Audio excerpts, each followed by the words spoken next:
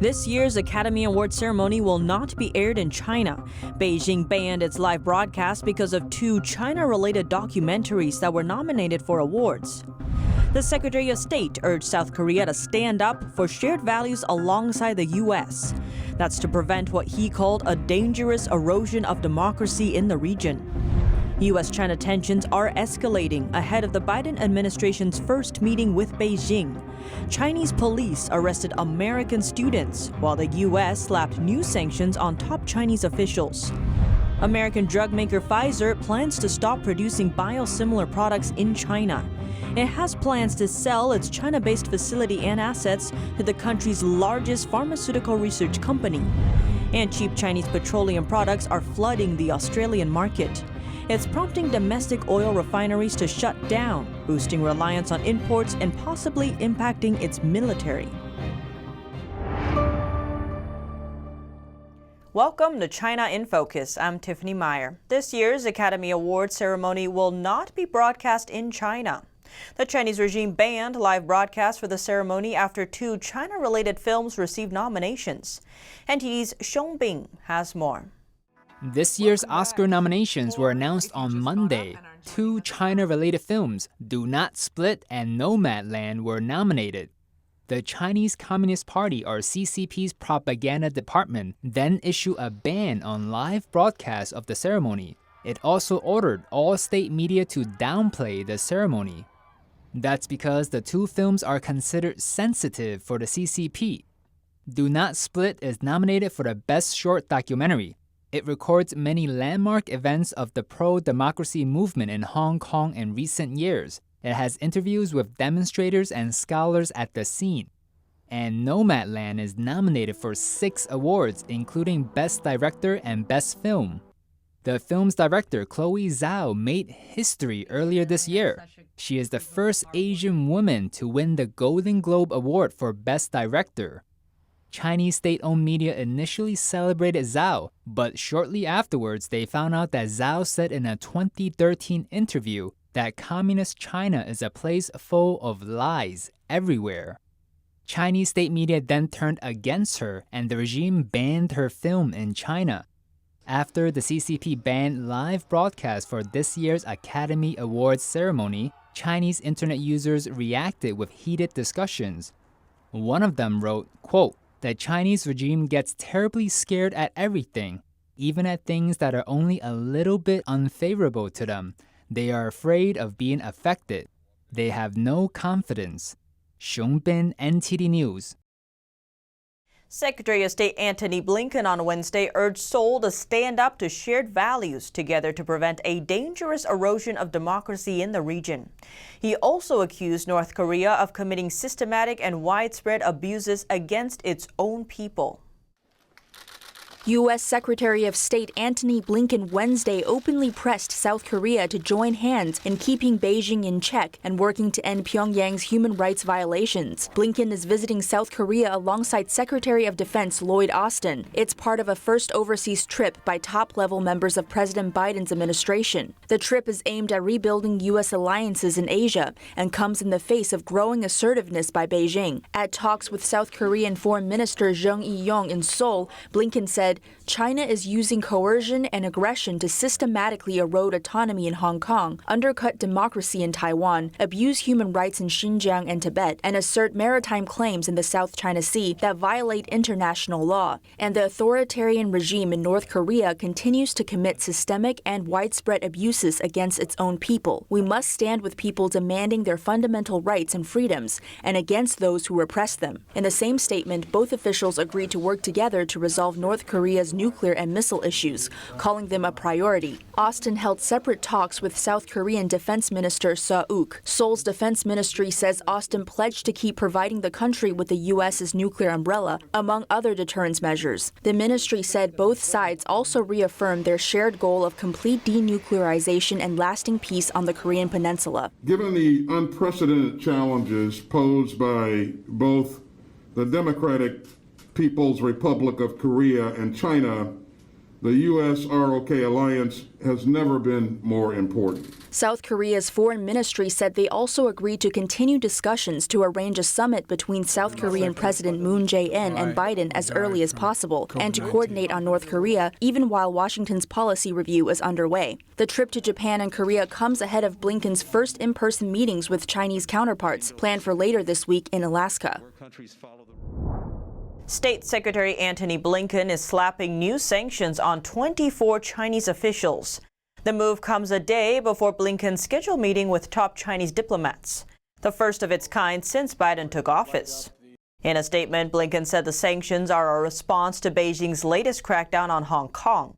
Last week, China approved a plan to overhaul the city's electoral system, ensuring pro-Beijing politicians remain in charge. Washington's sanctions touch on a number of high-level Chinese officials, including one at the very top of the regime's hierarchy. His name is Wang Chen, and he's a member of China's top decision-making body. Wang is one of the driving forces behind Hong Kong's electoral overhaul. The new sanctions aren't the first to target these officials.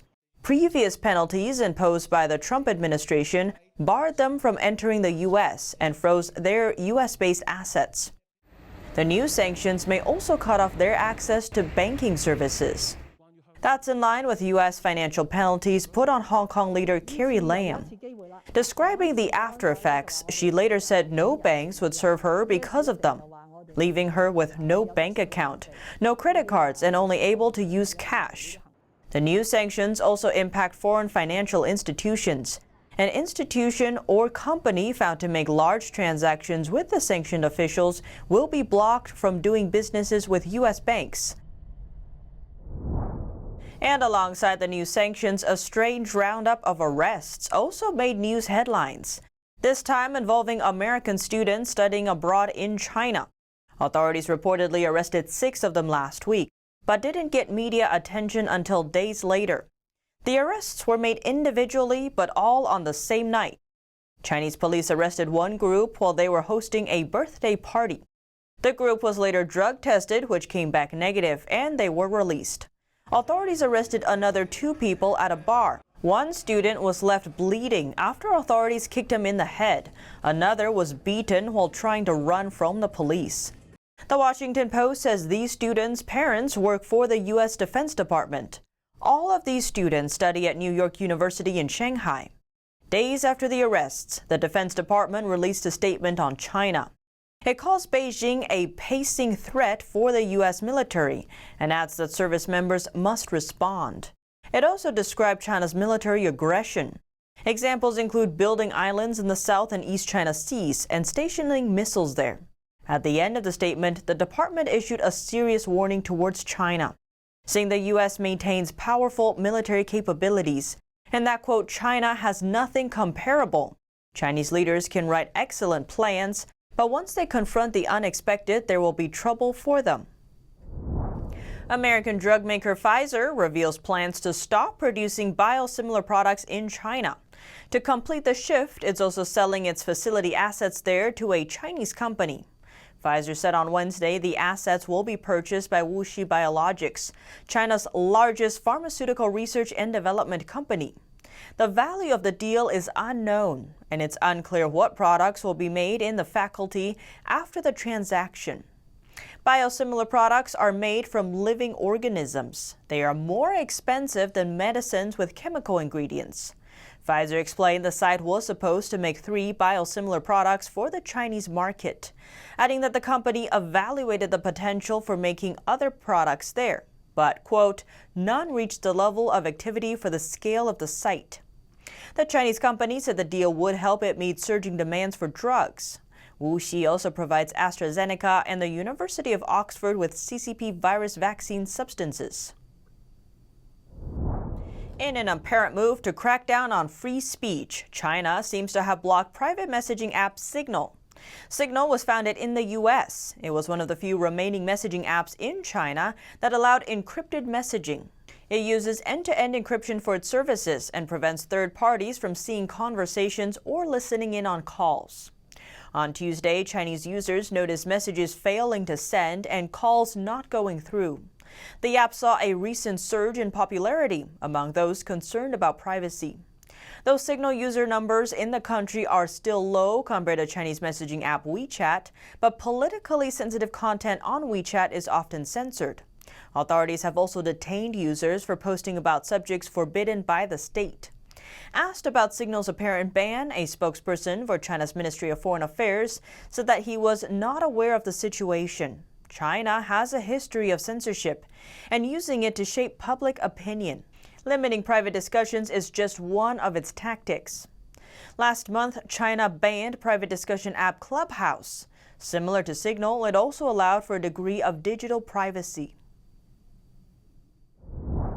Japanese customers are saying no to communist China with Taiwanese pineapples. A Facebook photo taken at a Tokyo supermarket is going viral. It shows that Taiwanese pineapples are sold out, even though they're almost twice the price as their neighboring pineapples from the Philippines. A Japanese netizen posted the picture. He says he is tired of communist China bullying Taiwan and encourages Taiwan to cheer up. Last month, pineapples came into the center of the Taiwan-China dispute. Communist China banned pineapple imports from Taiwan abruptly, saying they could have harmful creatures in them. But Taiwan says the ban is a political move aimed at pressuring the democratic island. Communist China accounts for 90% of Taiwan's pineapple exports. To address the surplus, Taiwan is calling on the world to rally behind the hashtag #FreedomPineapple. American and Canadian diplomats praised the taste of Taiwanese pineapples on social media, and a Japanese YouTuber made a creative video promoting Taiwanese pineapples. Within days, Taiwan surprisingly sold more pineapples than it did during the entire year of 2020, and exports to Japan have reached a record high. Taiwanese legislator Chen Teng-fei says Taiwan and Japan have established solid friendship, especially since the 2011 earthquake in Japan. Whenever one party is in trouble, the other always gives a helping hand immediately. She says the Taiwan-Japan relationship is exactly like the idiom, "A friend in need is a friend indeed."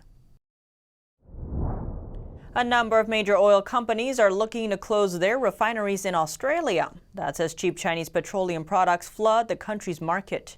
American oil and gas company ExxonMobil says it will close the Altona refinery near Melbourne, citing factors like what it called the competitive supply of products into Australia. That's after oil giant BP announced the planned closure of its refinery in Western Australia. The closures will leave Australia with just 2 refineries, sparking concerns about energy security. That's especially a concern as Australia-China tensions escalate.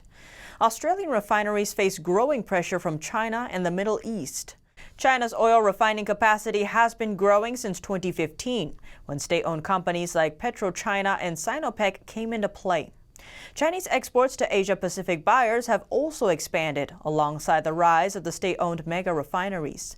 Those facilities can process 2 to 4 times as much as those closing in Australia. The mega plants also refine oil at a lower cost, a price point so low Australian refineries cannot match it. With half of its domestic refineries left, Australia now relies much more on oil imports. Another major benefit for China. The prospect is raising security concerns. China restricted imports for many Australian products last year because of trade tensions, and it could use export regulations to control fuel shipments. In that situation, oil shortages would impact fuel prices for the public and cause problems for Australia's military defense. UK Prime Minister Boris Johnson is accused of grasping naivety for his China policy in the UK government's foreign policy review. Some parliament members from Johnson's Conservative Party are calling for a tougher stance. The Prime Minister published his vision for a global Britain in a post-Brexit age, setting out the government's defence, security and development strategy for the next decade. One of the focuses is on China. China is the second largest economy in the world and a fact of our lives, and I think we must accept that fact in a clear-eyed way. But we've also got to be tough where we see risk. The report states the fact that China is an authoritarian state with different values to ours presents challenges for the UK and our allies. China also presents the biggest state-based threat to the UK's economic security. But the report also says that the UK wants to pursue deeper trade links and more Chinese investment in the UK. The chair of the Intelligence and Security Committee questioned his intent. Doesn't that unfortunately demonstrate that the grasping naivety of the Cameron-Osborne years still lingers on in some departments of state?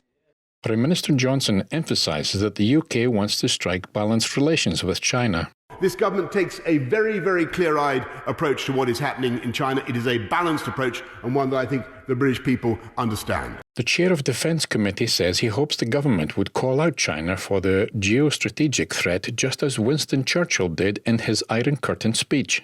But I do hope the Prime Minister will summon that Atlantic Charter spirit of working together with our closest ally, the United States, to strengthen the rules-based order. Former Foreign Secretary Jeremy Hunt has concerns. I am worried about designating China simply as a systemic challenge, given the terrible events in Hong Kong and Xinjiang. Johnson says the UK will stand up for its values and interests. He mentions that the UK is leading the international community to express concerns over persecution of the Uyghur people in Xinjiang.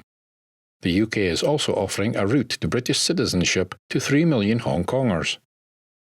UK companies have told a House of Commons Select Committee that they still can't guarantee their supply chains are free from forced labor. Ethnic Uyghurs in China's western Xinjiang region are the most widely publicized group that have been targeted for forced labor. NTD's Patrick Hayden has the details. UK MPs are appalled that British companies still cannot guarantee that their supply chains are free from forced labour in China. The Business, Energy and Industrial Strategy Committee says failures in the UK government contributed to the problem. They also conclude that a lack of transparency in the supply chain makes resolution a challenge. The investigation focused on China's Xinjiang region, which has long been known as one of the main targets of forced labour by the Chinese regime. The committee's report proposes to amend and strengthen the Modern Slavery Act of 2015. Boohoo, H&M, TikTok, North Face and Nike testified before the committee. Disney declined but provided a written statement. The committee says it's disappointed that sanctions have not yet been imposed on Chinese officials implicated in human rights abuses in Xinjiang. And given that the US has imposed sanctions, it says the UK should do the same.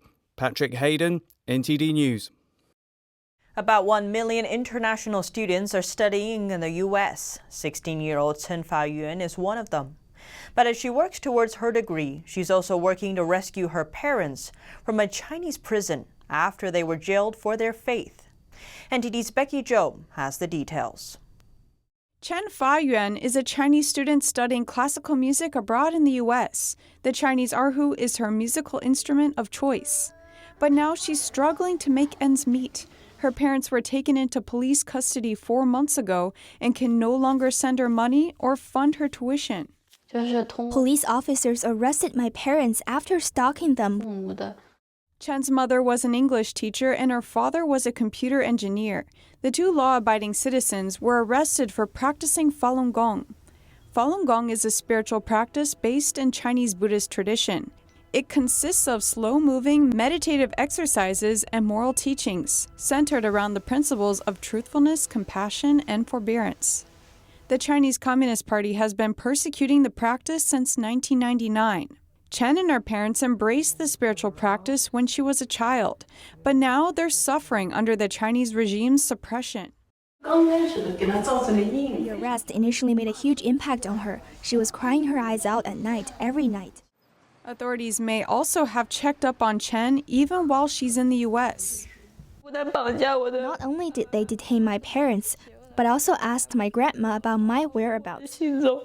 It's not the first time the regime has detained her parents because of her faith. They have been persecuted before.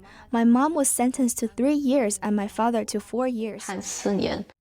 According to Minghui.org, a website that reports on Falun Gong, the Chinese regime has persecuted over 4,000 Falun Gong practitioners as of last year. But that's just the tip of the iceberg, as thousands of other cases have yet to be confirmed. Prison guards reportedly tortured Chen's father via electric shocks. Several inmates also assaulted him after removing his clothes. After getting out of jail the first time, Chen's mother, Cao Zhimin, told Minghui she and her husband had no money or shelter following their release. She also described becoming an object of ridicule among their peers. Now, Chen says her grandparents are also struggling in China after her parents' most recent arrests. They are very old, over 80 years old. I don't know what they are going to do if nobody is there to look after them. The 16-year-old left her family in China behind in order to study in the U.S. Now she's asking Beijing to release her parents immediately. She says she hopes more Chinese people will be made aware of what's really going on there. Reporting by Becky Zhou, NTD News. An expanse of China's longest river near the city of Wuhan has dried up so much that it looks almost like a desert. The Yangtze River's dry riverbed is nearly 90 miles long. A video of the dry riverbed is going viral online. Fish remains are seen lying on sand. But less than a year ago, flooding within the river basin displaced millions of residents there. Renowned Chinese professor Huang Wangli predicted that the Three Gorges Dam built on the Yangtze River would lead to disaster. There will be environmental degradation and shipping will become more difficult. Some of his predictions already came true. As the Yangtze River suffers from both severe flooding and severe drought, NTD cannot independently verify if the dam caused these to happen. Germany-based hydrologist Wang Weiluo told the Chinese-language edition of the Epoch Times that the Chinese regime built over 100,000 reservoirs after seizing power, but flooding has only become more frequent and damaging. He added saying what the Communist Party did was against Mother Nature, but the Chinese people will be the victims of potential environmental catastrophe. Flowers are blossoming in Taiwan. The Wisteria flower season kicked off in Taiwan's Jiayi County this week. It began 30 years ago when some locals planted 2 Japanese wisteria. They didn't bloom until the 9th year. Now the flowers have become the region's tradition. Almost every local guest house grows wisteria flowers. When visitors are there, they can view the flowers along the way. There are almost 30 flower viewing spots on the way leading to the guest houses. Visitors can also appreciate the natural beauty of Mount Ali and taste authentic local cuisine. Locals call it purple romance. And that's all for today's China in Focus. Thanks for watching and see you tomorrow.